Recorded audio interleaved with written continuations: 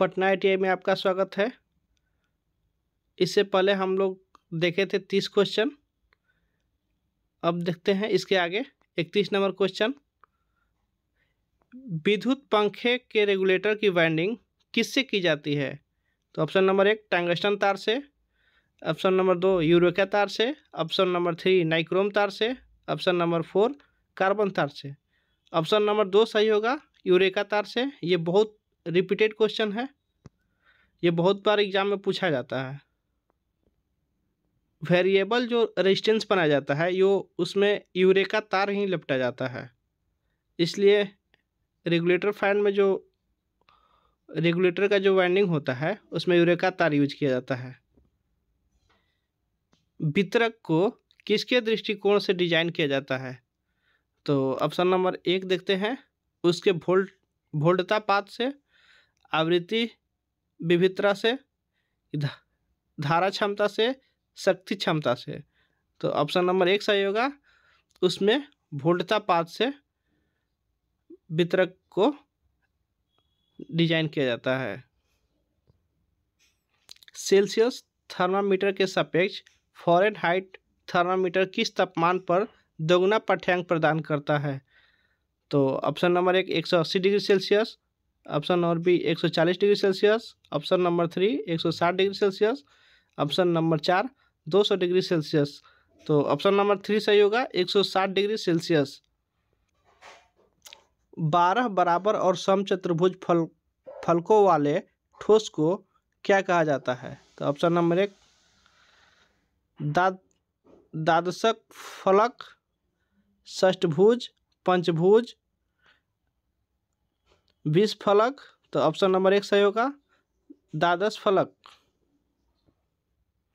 Transformer में breather की आवश्यकता क्यों होती है? तो ऑप्शन नंबर 1 आने वाली वायु से नमी को अवशोषित करने के लिए, ऑप्शन नंबर 2 तेल को फिल्टर करने के लिए, ऑप्शन नंबर 3 कंजर्वेटर में तेल का स्तर बढ़ाने के लिए, ऑप्शन नंबर 4 शीतलन के लिए। तो ऑप्शन नंबर 1 सही होगा, आने वाली वायु में नमी को अवशोषित करने के लिए। यह कंजर्वेटर के नीचे जो पाइप होता है, कंजर्वेटर से जो तेल जाता है टैंक में, उसी के बीच में लगा होता है। निम्नलिखित में से कौन सा ऑनलाइन UPS के परिचालन का मोड नहीं है? तो outage mode option number 1, option number 2 online mode, option number 3 normal mode, option number 4 bypass mode.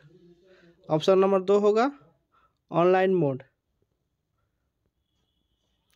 CRO परिक्षेत्र का उद्देश्य क्या होता है? तो ऑप्शन नंबर 1 विभव विभाजन के द्वारा उच्च वोल्टता को मापता है, ये तो गलत है।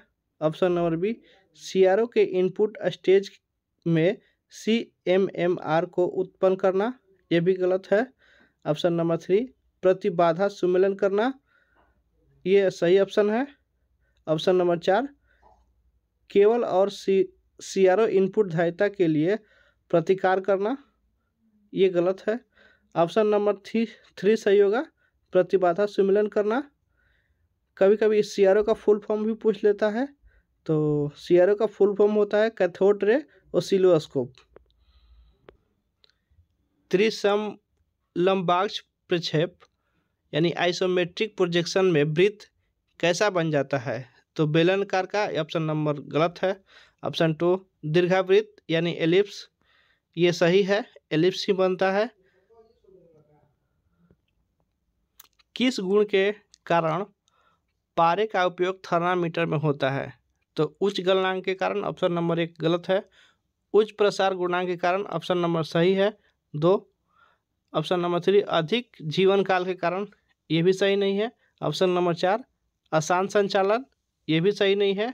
ऑप्शन नंबर 2 सही होगा, उच्च प्रसार गुणांक के कारण।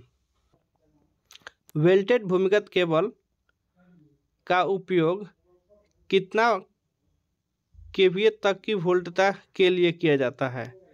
तो ऑप्शन नंबर 11 kV वोल्ट तक, ऑप्शन नंबर 2 132 किलो वोल्ट से 220 किलो वोल्ट तक, ऑप्शन नंबर 3 33 किलो वोल्ट से 66 किलो वोल्ट तक। ऑप्शन नंबर 4 220 किलो वोल्ट से अधिक। तो ऑप्शन नंबर 1 होगा। बेल्टेड भूमिगत केबल जो होता है 11 kV तक ही यूज किया जाता है। 3 फेज मोटर की प्रवर्तन धारा यानी स्टार्टिंग करंट कितनी होती है? तो ऑप्शन नंबर 2 सही होगा। निर्धारित धारा से 5 से 7 गुना। जब भी 3 फेज मोटर जब स्टार्ट किया जाता है तो उसका स्टार्टिंग करंट जो होता है 5 से 7 गुना बढ़ जाता है। यूनिवर्सल मोटर का शक्ति गुणांक कितना होता है? तो शून्य लोड पर एकांक होता है, ये गलत है। ऑप्शन नंबर 2 पूर्ण लोड पर 0.7 से 0.8 होता है, ये सही है। 3 पूर्ण लोड पर एकांक होता है, ये भी गलत है। ऑप्शन नंबर 4 शून्य लोड पर 0.7 से 0.8 होता है, ये तो होगा ही नहीं क्योंकि जब लोड भी नहीं रहेगा तो उसका एकांक कुछ नहीं होगा। पूर्ण लोड पर होता है 0.7 से 0.8। ऑप्शन नंबर 2 सही है। 3 फेज सिस्टम में वोल्टता और धाराओं का कलांतर होता है तो 120 डिग्री होता है। ये बहुत ही रिपीटेड क्वेश्चन है, ये बार बार एग्जाम में पूछा जाता है, इसको ध्यान से याद कर लिया जाए। 50 हर्ट्ज दो ध्रुव प्रेरण मोटर की रोटर धारा की आवृत्ति 2 हर्ट्ज है, प्रतिशत संपन्न यानी स्लिप निर्धारित कीजिए। तो option number 1 2%, option number 2 4%, option number 3 8%, option number 4 6%। तो ये ऑप्शन नंबर 2 सही है, अब 4%। हंटिंग प्रभाव को कम करने के लिए किसका उपयोग किया जाता है? तो ऑप्शन नंबर 1 प्रतिकारी वाइंडिंग का उपयोग किया जाता है, ऑप्शन नंबर 2 सहायक वाइंडिंग का उपयोग किया जाता है, ऑप्शन नंबर 3 तिरछे रोटर स्लॉट का उपयोग किया जाता है, ऑप्शन नंबर 4 अवमंदक वाइंडिंग का उपयोग किया जाता है। तो ऑप्शन नंबर 4 होगा, अवमंदक वाइंडिंग का उपयोग किया जाता है यानी डैम्पर वाइंडिंग का उपयोग किया जाता है। फास्ट निम्नलिखित में से किस शब्द का संक्षिप्त रूप है यानी FAST? ऑप्शन नंबर 1 सही होगा, face on speech time. Option number 1 सही है। निम्नलिखित में से किस विधि का उपयोग लाइटिंग का परिकलन करने के लिए नहीं किया जाता है? तो ऑप्शन नंबर 1 वाट प्रति वर्ग मीटर विधि, ऑप्शन नंबर 2 प्रकाश अभिवाह विधि, ऑप्शन नंबर 3 लैम्बर्ट की कोज्या नियम विधि, ऑप्शन नंबर 4 व्युत्क्रम वर्ग नियम विधि। ऑप्शन नंबर 3 सही होगा, लैम्बर्ट की कोज्या नियम विधि। सिंगल फेज प्रेरण मोटर का रोटर कैसा होता है? तो ऑप्शन नंबर 1 पिंजरी रोटर होता है, ऑप्शन नंबर 2 द्विपिंजरी होता है, ऑप्शन नंबर 3 कुंडलित रोटर होता है, या ऑप्शन नंबर 4 पिंजरी रोटर या कुंडलित रोटर होता है। तो ऑप्शन नंबर 2 1 सही होगा, पिंजरी रोटर। सिलिकॉन आधारित PV सेल के मामले में पतली शीट का उपयोग करके सौर सेल के दोनों सिरों को संरक्षित किया जाता है। ऐसे शीट किससे बनी होती है? तो ऑप्शन नंबर 1 EVA से बनी होती है, प्लास्टिक से बनी होती है, पॉलीथीन से बनी होती है, या PVC से बनी होती है। तो ऑप्शन नंबर 1 सही होगा, EVA से बनी होती है। कौन सी वह फ्री हैंड इलेक्ट्रिक लेटरिंग है जिसमें प्रत्येक अक्षर की मोटाई पेंसिल की सिंगल स्ट्रोक की मोटाई के समान होती है? तो single stroke electric free hand lettering जो है, फ्री हैंड लेटरिंग के पेंसिल के सिंगल स्ट्रोक की मोटाई के समान होती है। ऑप्शन नंबर 4 सही है। कोई सोल्डरिंग पदार्थ तांबा और टीन से बना हुआ है, यदि पदार्थ में 72% तांबा है तो पदार्थ में तांबा और टीन का अनुपात कितना होगा? तो ये न्यूमेरिकल क्वेश्चन है, तो ये ऑप्शन नंबर 2 सही होगा, 18:7। 200 वोल्ट वाला लैंप 0.5 एम्पियर की धारा लेता है और कुल 3000 ल्यूमेन का अभिवाह उत्पन्न करता है। लैंप की दक्षता ज्ञात कीजिए। तो ये भी न्यूमेरिकल क्वेश्चन है। बनाने के बाद 30% आएगा। ऑप्शन नंबर 3 सही होगा। क्लैंप मीटर से किसका मापन होता है? ऑप्शन नंबर 1 होगा धारा, ऑप्शन नंबर 2 आवृत्ति, ऑप्शन नंबर 3 वोल्टता, ऑप्शन नंबर 4 शक्ति गुणांक। ऑप्शन नंबर 1 होता है सही होगा। धारा मापा जाता है। क्लैंप मीटर को ही टोंग टेस्टर कहा जाता है। बड़े पावर स्टेशन के लिए अधिकतम स्वीकार्य भू प्रतिरोध होता है कितना ओम का? तो ऑप्शन नंबर 1 ओम, ऑप्शन नंबर 2 5 ओम, ऑप्शन नंबर 3 2 ओम, ऑप्शन नंबर 4 0.5 ओम। तो ऑप्शन नंबर 4 होगा सही, 0.5 ओम।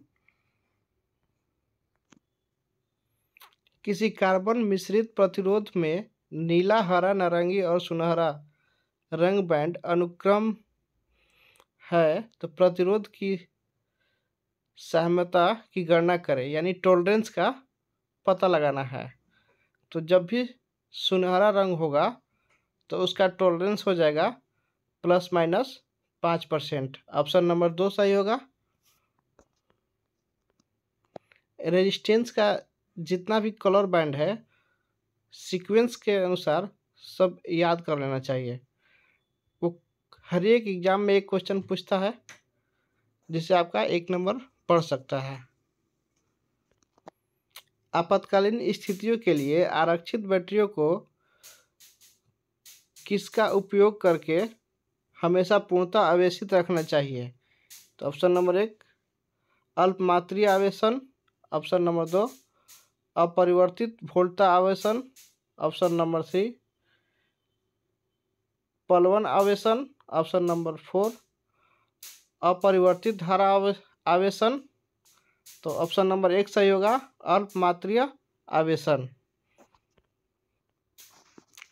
डीसी मशीन के अधिकतम दक्षता प्राप्त करने पर क्या होता है? तो ऑप्शन नंबर 3 सही होगा, परिवर्तित हानियाँ अपरिवर्तित हानियों के बराबर हो जाता है। जेनर डायोड में क्या होता है? ऑप्शन नंबर 1 तीव्र भंजन वोल्टता युग्मक होता है या निम्न प्रवर्धन होता है या अच्छा दृष्टिकारी होता है। तो ऑप्शन नंबर 1 सही होगा, तीव्र भंजन वोल्टता होता है। पावर स्टेशन पर व्यक्तिगत अधिकतम मांगों और अधिकतम मांग के योगफल के अनुपात को क्या कहा जाता है? तो विविधता गुणांक कहा जाता है, डाइवर्सिटी फैक्टर जिसको बोलते हैं इंग्लिश में। ऑप्शन नंबर 1 सही होगा। इस वीडियो में हम लोग बस इतना ही देखेंगे। इसके आगे का क्वेश्चन नेक्स्ट वीडियो में हम लोग देखेंगे। वीडियो बहुत लंबा हो जा रहा है, इसलिए दूसरा वीडियो में देखेंगे हम लोग इसके आगे का क्वेश्चन। धन्यवाद।